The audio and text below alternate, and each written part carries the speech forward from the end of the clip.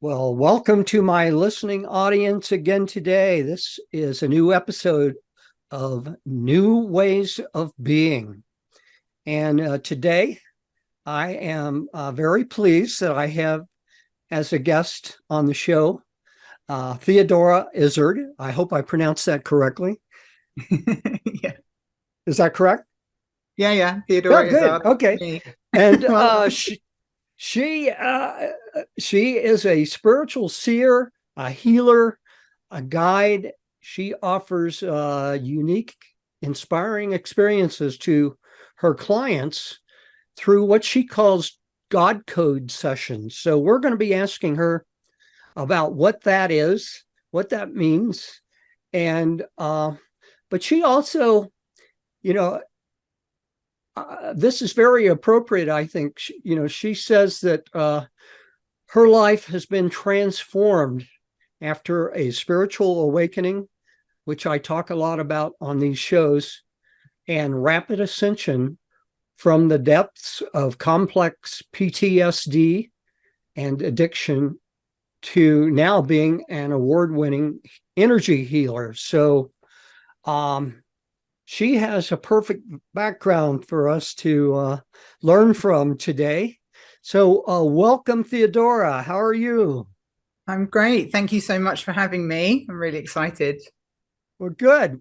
Well, I'm going to start as I usually do, and I'll let you go ahead and tell the audience a bit about yourself, your history, some of what I just mentioned there. It Yeah. sounds like um, you went through some dark nights of the soul type of things to really finally be triggered to a point of where maybe you decided to make some changes. I don't know how that happened for you. So I'll let you tell your story and what you're doing today, and then we'll take it from there.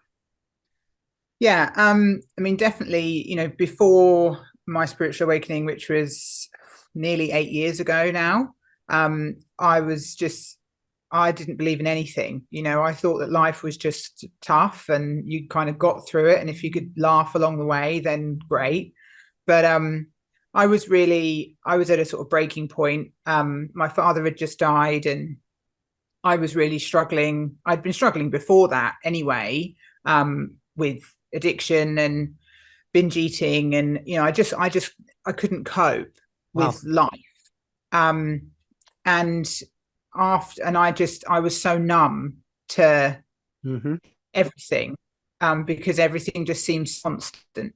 There was no let up for me, it seemed. And about 3 or 4 months after my father died, I ended up going to a chiropractor, and she said, "Look, I'm a medium, and there's a man here that wants to speak to you."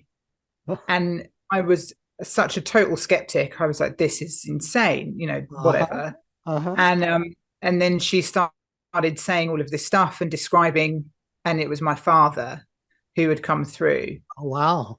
and to the point where he was saying things that were so personal that I didn't understand the like meaning of things he was saying at the time until I'd spoken to my mother, and then and I was getting chills all the time, and I was like, okay. And that kind of opened me up to understanding that there was something else Uh-huh. apart from what was going on here.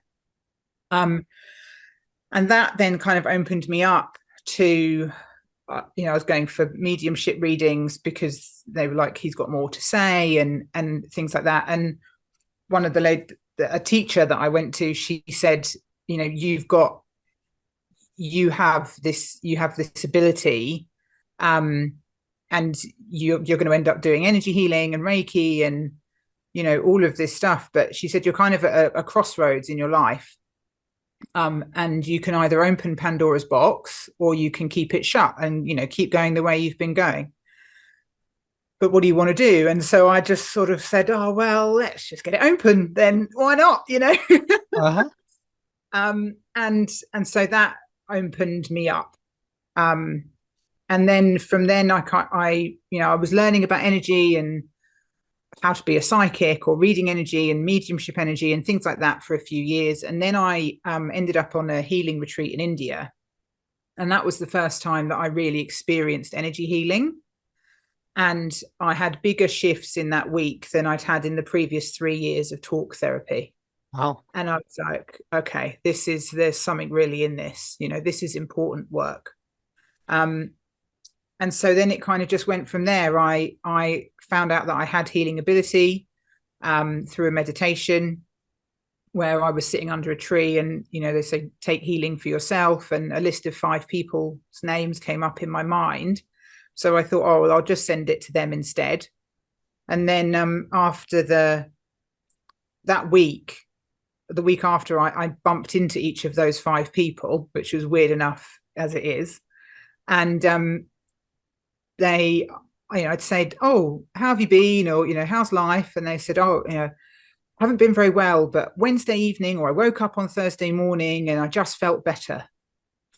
And after the third person said it to me, I was like, okay, there's something in this. So I did a Reiki course to kind of learn how to do energy healing within the right parameters, to kind of learn how to do it. And I moved on to angelic Reiki very quickly. I was working with horses as well as with humans. Wow. And then, and I won multiple awards for that business. It was called TFI Reiki. And I did that for 4.5 years. But through my kind of own healing process and ascension process, I got to the point probably about a year or so ago that I knew I was being asked to do more, and I was capable of holding more energy and doing kind of deeper, bigger healing, and that's when the kind of God energy started coming through for me. And I was just working with it primarily just for myself, and then I just got to the point where I just said, what am I supposed to do next? Because I knew I needed to do something else, but I didn't know what. And then I'd said that, prayed or said that the night before. And then the next morning I received an email from someone I'd been following for a few years about this God Code course that they were offering. And it was the first time that she'd done it, and it was the first time she'd offered it. But I was like, okay, that's what I need to be doing. So now here I am, really. Wow. Wow. Yeah. So, it sounds like, because that process extended over a number of years, I was trying to pick up, some people have this sudden spiritual awakening. It might be Kundalini or, whatever it is that triggers, and they kind of totally wake up all at once. Now, that's never been the case for me. My awakening process has been over a lot of years as well. And, wow. Yeah, it sounds like you have definitely some big moments of breakthrough and realization. Yeah, to be honest, I feel like every day is a bit of a breakthrough. Like things tend to happen now so frequently. It has been, and with awakening, I like to say it's a remembering, because actually it doesn't feel like these are things that I haven't been able to do before, and I think that's why when you're learning about energy, or you're learning about how to work with energy, or learning, about spiritual practice and things like that. So when it kind of clicks very quickly, and, like when I was learning to read energy, I was like, oh yeah, I can do this. Yep. And I didn't know what I was doing, but I was just able to do it. And so that kind of, I knew that it was an innate, like, soul gift.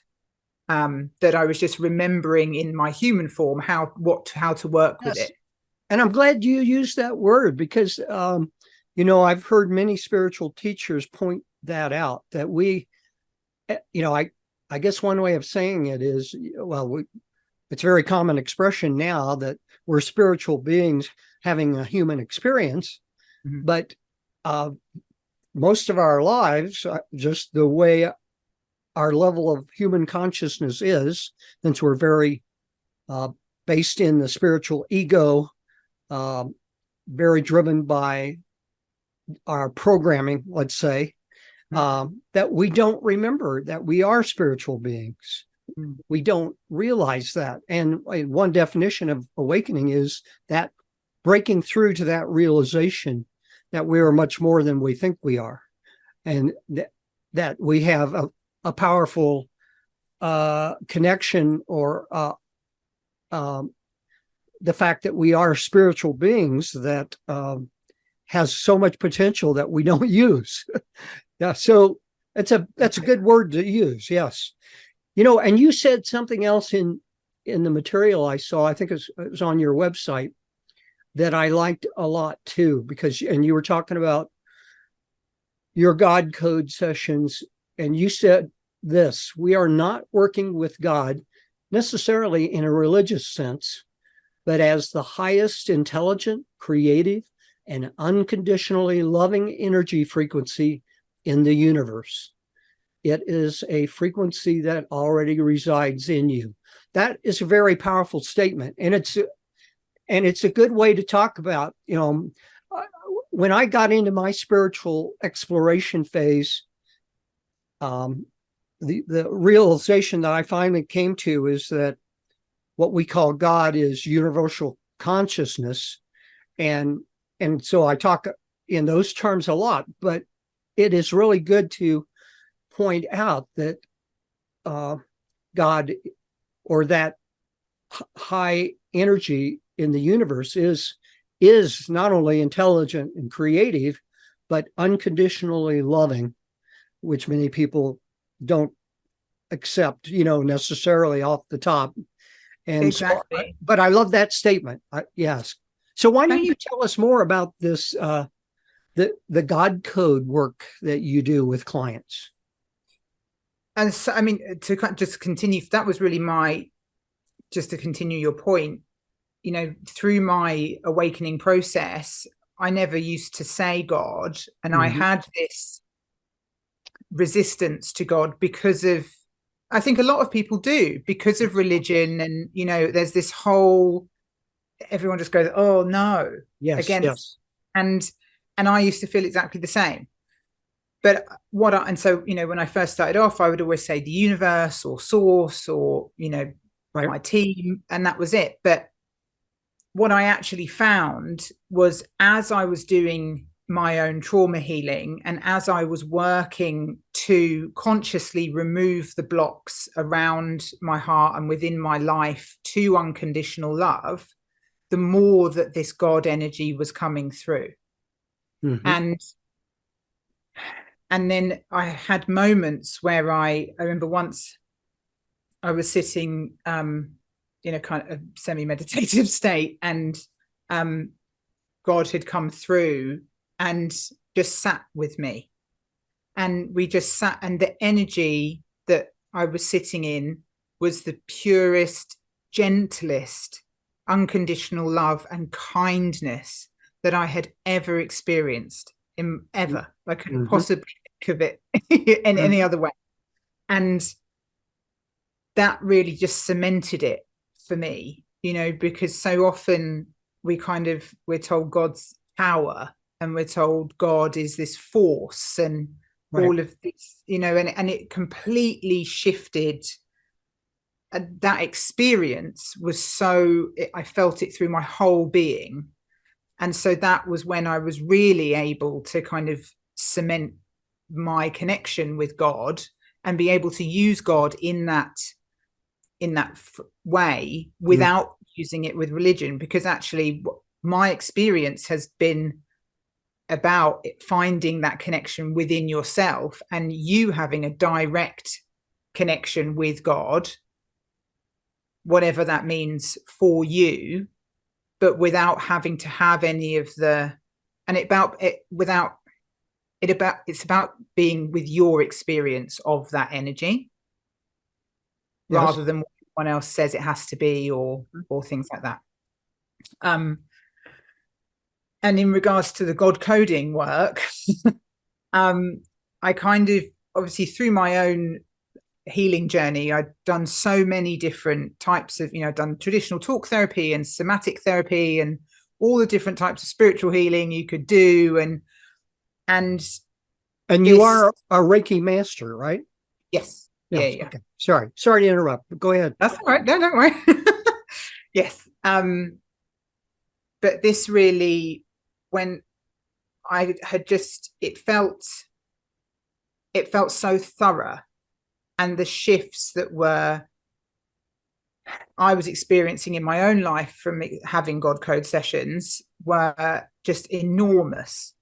And because it works through the quantum field, obviously, if you're working with that highest vibrational frequency that knows everything that you could possibly need, it's the quickest and easiest way to clear out absolutely everything that you need from your energy field around a specific issue. And so therefore, and it's quite a strange, when you feel the shifts that it creates, it does kind of feel like a miracle in a way, because it happens in such a, it's so quick often, but yet such a smooth transition. And it's kind of like you're suddenly just in complete alignment with where you need to be going. It's like all the doors have just opened, and it's really it's creating great change, not only in my own life but in my clients' lives. And I'm just so excited to be able to try and bring it, and offer that possibility for change to other people. And you find that you can help most people experience that? Yeah, I think I talked about it recently on social media.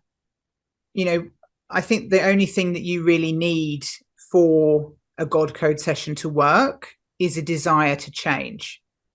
Because when I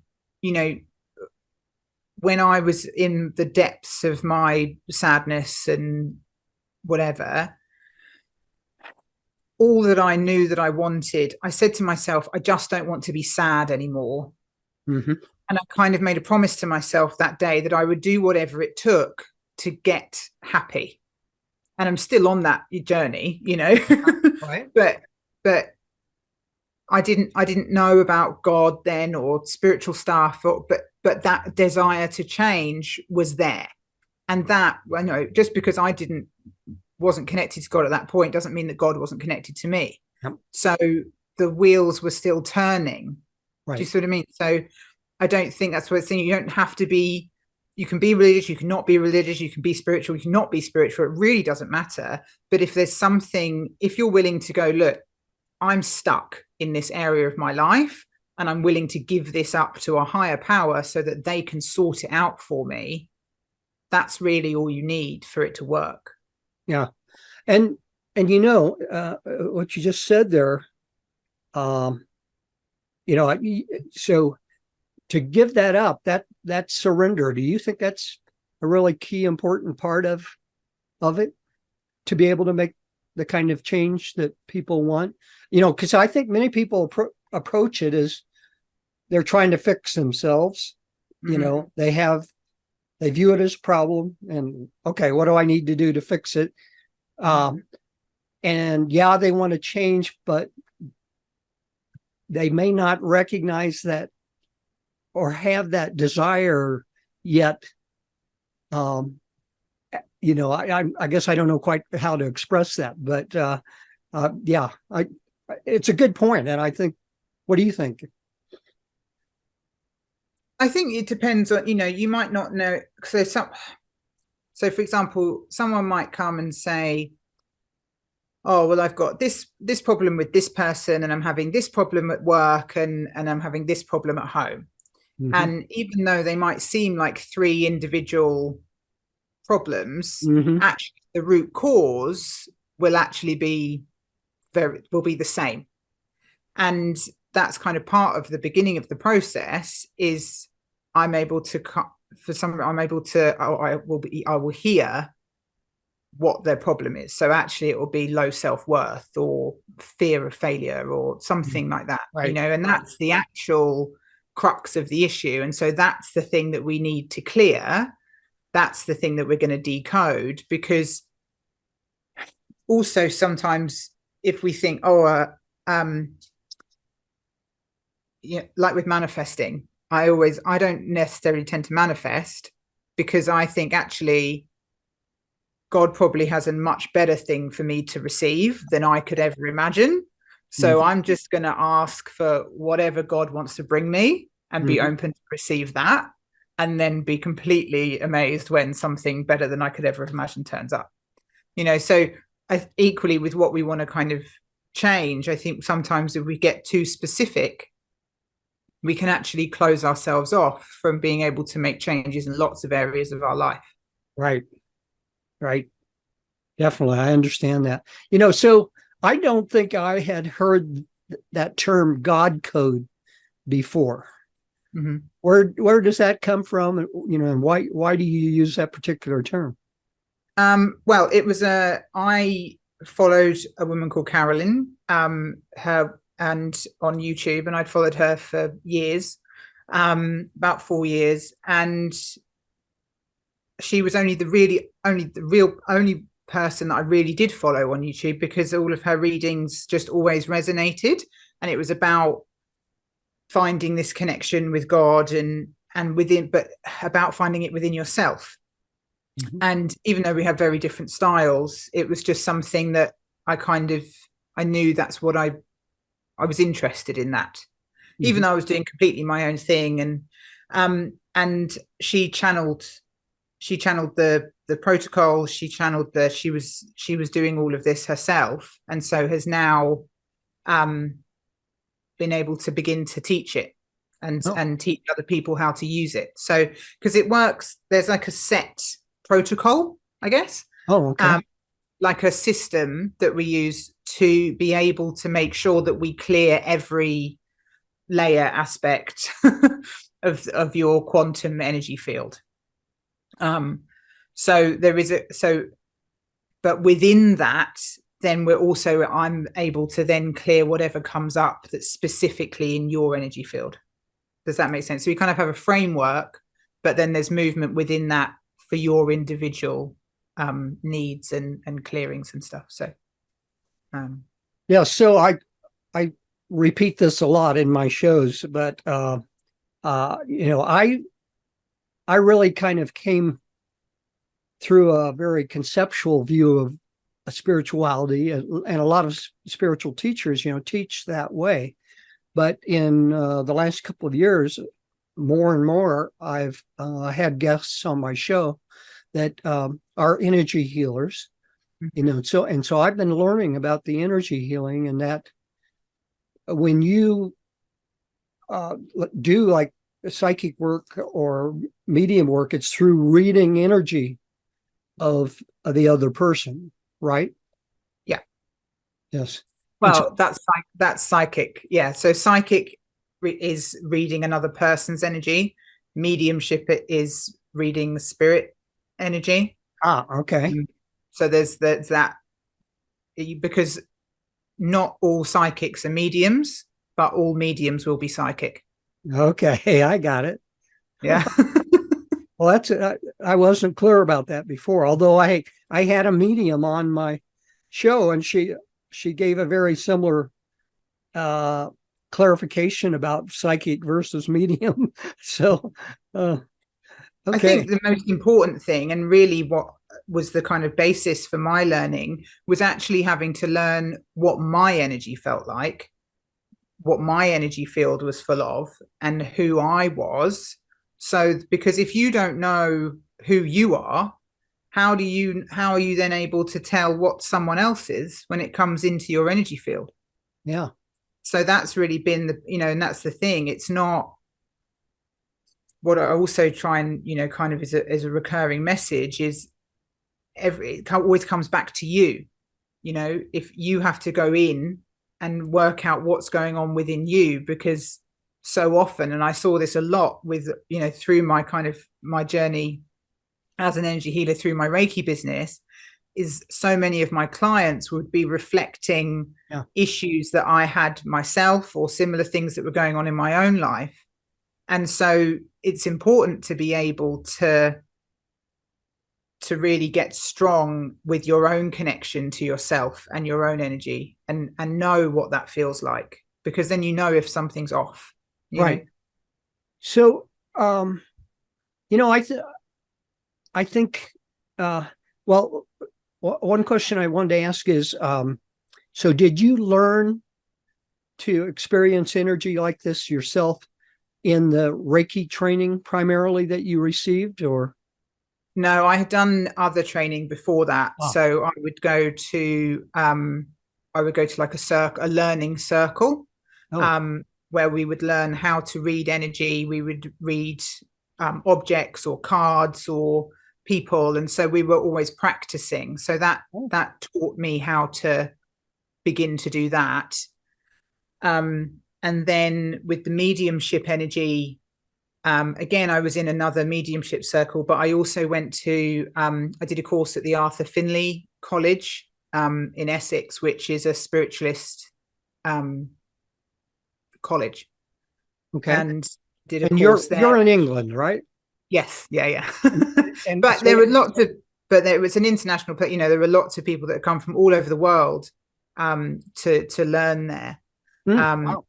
Because they do courses on absolutely everything. It's a really incredible place, and the energy there is unbelievable. It was one of the most hardcore 4 days of my entire life, because it was such intense energy. So this is very interesting, though. I personally was not aware of that, that there were colleges like that, and the idea of having learning circles is really cool. I mean, that's a great thing. And the way probably I would say most of us are brought up is we aren't taught much about recognizing our own energy, right? Mm-hmm. And maybe that's beginning to change. I mean, maybe there will be a growing acceptance of that as being something very important to learn.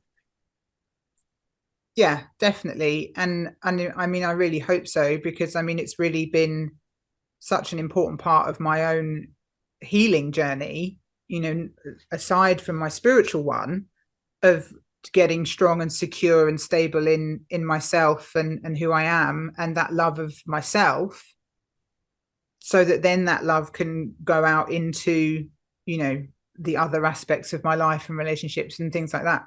So you mentioned, or I guess I read it, but that one of the big things that you went through in changing your own life experience was in dealing with that trauma. Mm-hmm. And I know a lot of people, it seems like more so women, deal with trauma.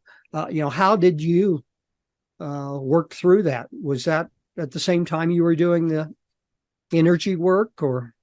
Yes. Yeah. So it all kind of started at the same time. And I actually think it's been the only reason that I've been able to, I don't know, ascend or learn to hold so much energy, is because of the trauma healing work that I've done, because I've kind of made that space where all of that depths and darkness was, where I've released that. I'm now able to fill that void with light. And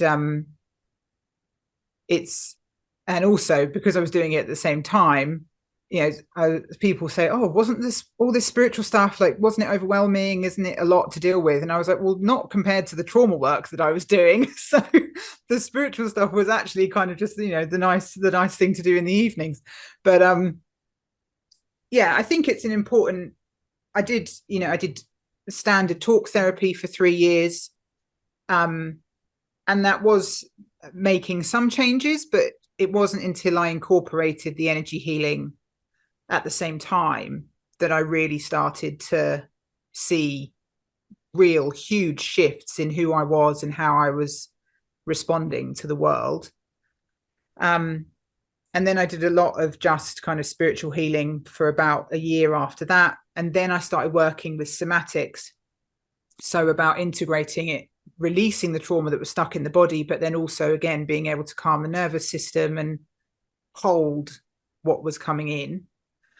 And so now I kind of try and I mix all three together, because I think actually to really create long-lasting healing, you need to be using mind, body, and spirit to be able to really clear it on all levels. So very important point. Yes.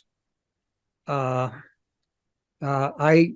hope the holistic approach and understanding wholeness more broadly is, I think that's something I've been interested in and talk about a lot. But because a lot of people use the word wholeness and they relate it to body and mind, but don't understand how that integrates to spirit as well. And to me, spirit ultimately is the driver. That's who we are.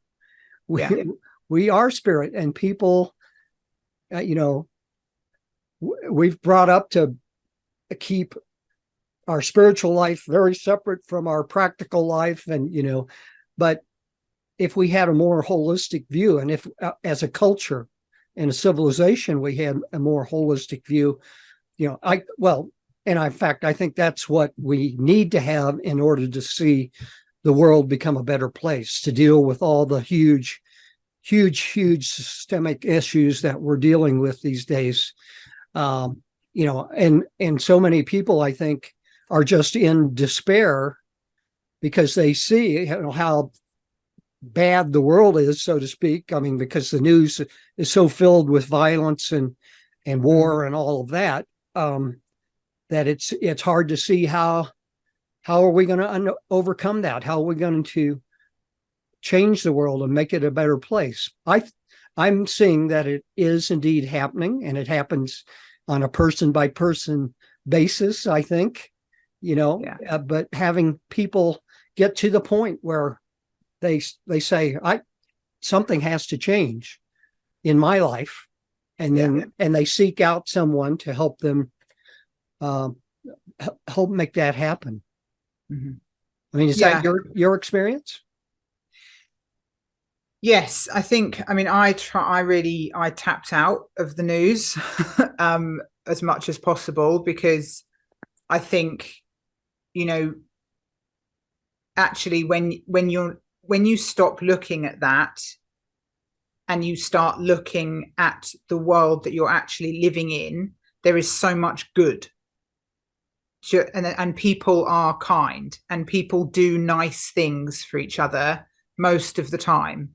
Not to say that people don't make mistakes. And yes, obviously there are people that are not doing nice things. But if that's all that if you're only feeding your brain with, oh my God, look how horrendous the world is, that begins to be all you see. And part of it was due to my own trauma. Like, I just could not deal. I was so in my own processing. I could not deal with anybody else's stuff. No matter if that was on a world stage or someone, my next door neighbor. Like, I just could not. I was like, I have to sort myself out here. I cannot deal with anything else. So, and obviously as I've worked through my own stuff, I've been able to be more open. But I think it is about you wanting to create that change for yourself and therefore the world. And definitely in my own, if we start talking about frequency and heart coherence and things like that, actually the best thing that you can do to help to change the world and the lives of those around you is to change yourself. Mm-hmm. And I have definitely seen that in my own healing practice and my own, my family and things like that. They're just like, I see it happening.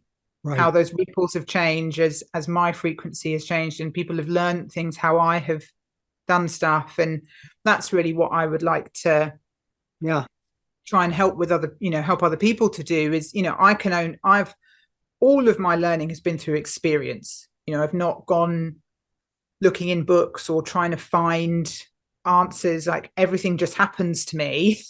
And then I go, and then I might find a book on it, or then I'll find a podcast on it. And so that will explain the spiritual experience that I just had, or the learning that I've just had.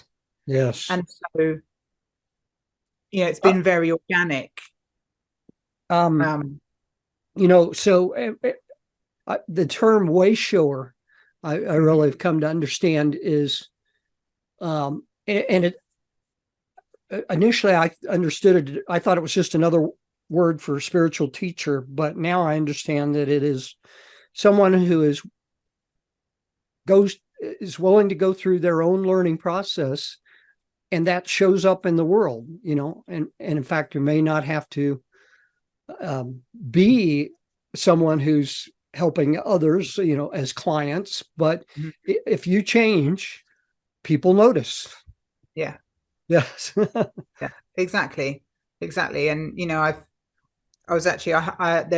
run a community space on the Mighty Networks, and last night we were having a Q&A session, and we were having kind of this conversation about someone was, about kind of knowing that you're meant to be leading, and there's always this part of you that goes, but why me? Like, but actually, it can be uncomfortable having to go first and being at the front and going, okay, I don't really know where I'm going, but I'm going to trust that the path is going to keep showing itself to me, and that I'm going to end up to where I need to be, and I'm going to do what I need to do. And getting used to sitting in that kind of discomfort of just the unknown, I think, is actually what it is.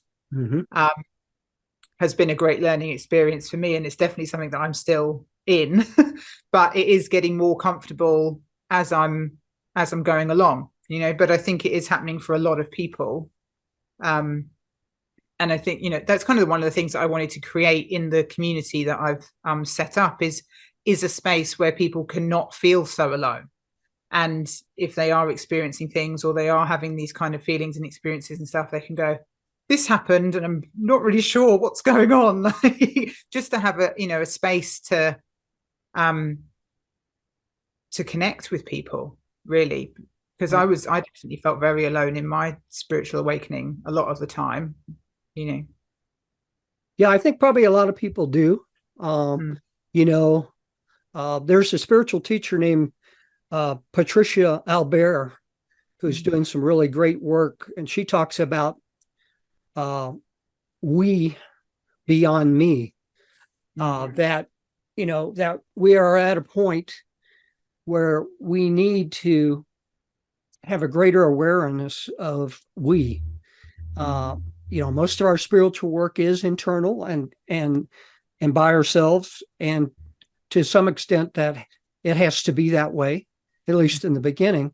But I think there is probably a need to have more opportunities to share our experiences through communities, and I'm slowly building a community related to my podcast as well. And I want that to be a growing part, but, and you're doing much the same kind of thing. I think that's something that is so important.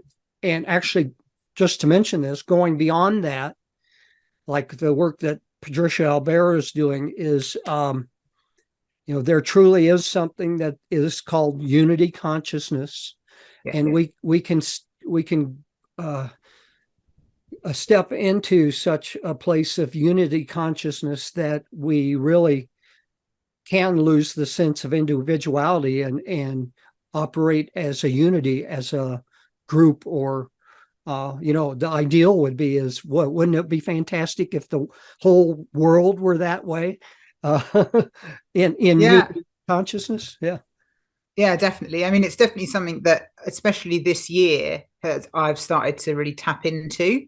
I do a lot of work bringing healing into the kind of Earth's grid and that network via the trees. And just working with the trees and connecting with the trees, and that I've really felt that unity energy and a complete oneness so much more often than ever before. And it is really, that's the thing, when you start kind of working in the quantum field and you realize that there is no separation, And that's the thing, like you can connect into anybody, anywhere, anything, and it's all available. Life starts to change quite Yes, quite rapidly, or the old way of thinking about things, I'm so really glad changing. I'm so glad you mentioned that, because well, I think I noticed that you had some, and you commented on it earlier, actually, that I think it was in India that you had an experience with the trees, and the, that it's so important to understand that, and in fact, what I've really come to the understanding is, and I'm backing up a moment. Yeah, people would say, "Oh, that's so woo, that's crazy," and we're brought up with that thinking. But in reality, and the way I understand it now, is the whole universe is living consciousness. Mm-hmm. And that is expressed in the quantum field. It manifests in the quantum field. There is something deeper than the quantum field, and that's the absolute consciousness, I believe. But most everything expresses through the quantum field, and there is no separation. And the more that people can understand that's really necessary for big change to happen in the world, because as long as we're coming from the perspective of separation, it's always going to be war and a battle. We're always in the state of fear. We're always, it's me versus everybody else. And but if you saw the whole world as totally interconnected, and truly saw that, I mean, that is going to change people's behavior, the more deeply they understand it, certainly. But and I think for me, that's actually why trauma healing has been such an integral part of my ascension, because the more, trauma is inherently disconnecting. That's what it does. It makes you disconnect from others, from yourself, from feeling, from sensation, from everything. It's just a disconnection. So really, any kind of healing can be found in connection, whether that is connection to yourself, to a higher power, to the earth, to a yoga practice, like whatever you find connection with will be healing. And the more that we can search for connection and cultivate connection in whatever way, shape, or form that wants to turn up, that's really the way to heal on an individual and a collective basis, I think. Well, thank you so much for that. That is, to me, that's an amazing insight. I think I know that at some level, but I don't know if I've heard someone say that so clearly before, that healing requires connection. And I totally understand and agree with that. And, that kind of, number one, it reinforces the need for community. Ultimately, as you described in your own experience, you first have to get through your own healing, that trauma, and have some level of connection to the world around you before you can move on. But that's such an important learning lesson, and I'm glad you said that. I'm sure I can hear the audience right now relating to that very strongly. So that a brilliant point. There was something else I wanted to ask you about, and we haven't talked about it yet. The term authenticity. Say a few words about your experience with what authenticity is and how we learn to come more into authentic lives. For me, authenticity has been about learning what my truth is and then not being ashamed to live that. Yes. And not being, only really being guided by my own intuition by my own heart, and just, I find it, I don't know, it's just part of who I am. Like, I find it physically impossible to be able to lie. Like, I can't do it. It won't come out my mouth.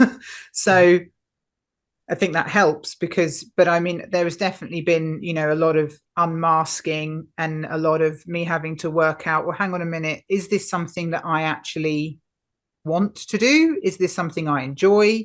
Does this feel like a yes for me in my body and in my life? And learning what a yes and a no feels like to me, and getting comfortable in being able to sit in both of those expressions of self has been paramount to being able to live an authentic life. Yeah, I think this is something else that's important, and there needs to be more discussion and sharing about all of this.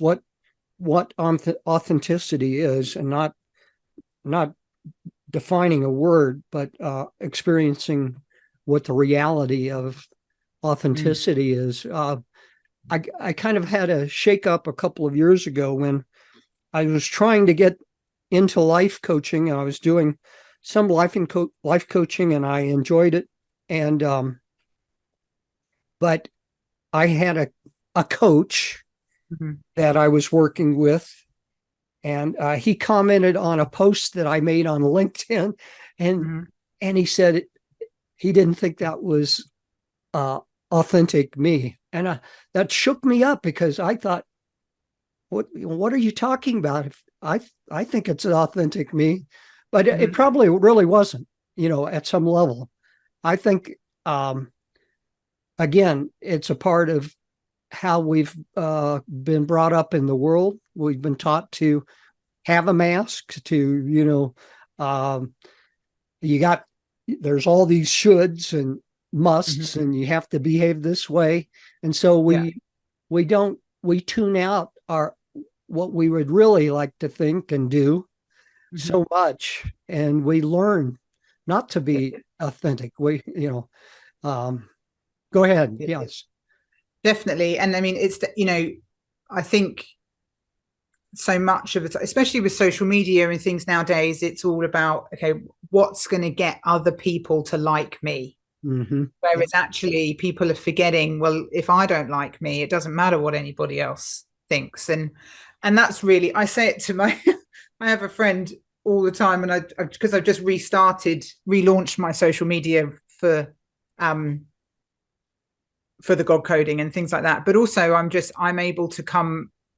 now putting out content that I enjoy. And if I was following me, I would like all my stuff.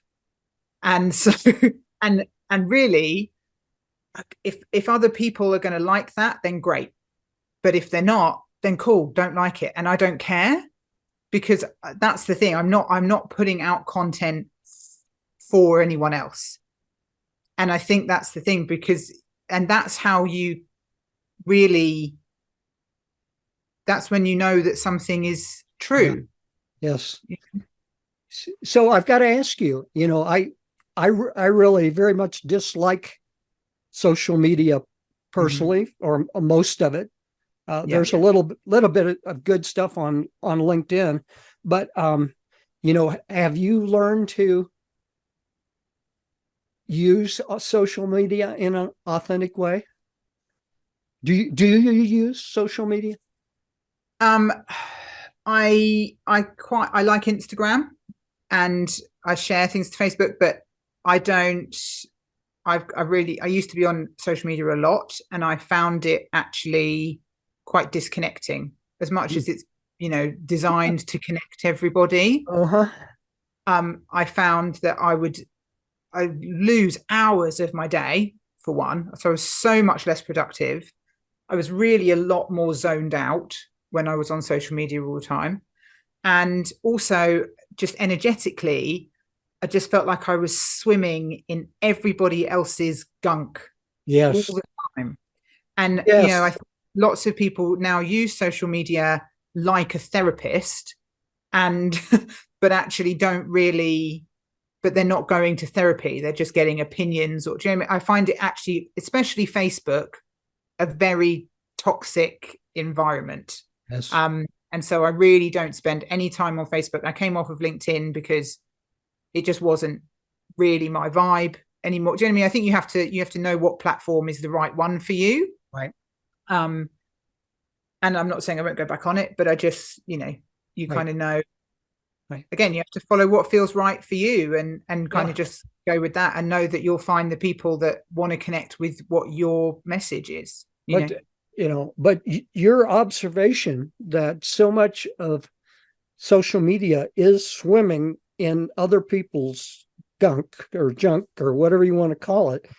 A lot of people need to realize that a part of people's problems is when you're down in that stuff, you don't see the good in the world. You're not going to change. That's always going to hold you back.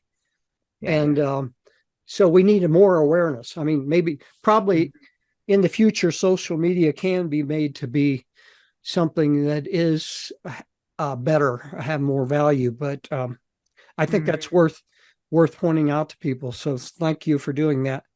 I think the problem is it also creates so much comparison. Yes. So people are always looking outwards, are going, oh, well, this person's doing this or that person. And actually, it's very easy to then go, oh, well, why aren't I doing that? And I definitely felt that. But actually, again, it's about coming back into going, your plan is your life, and you're exactly where you need to be. And you don't need to compare yourself to anybody else. Yes. And,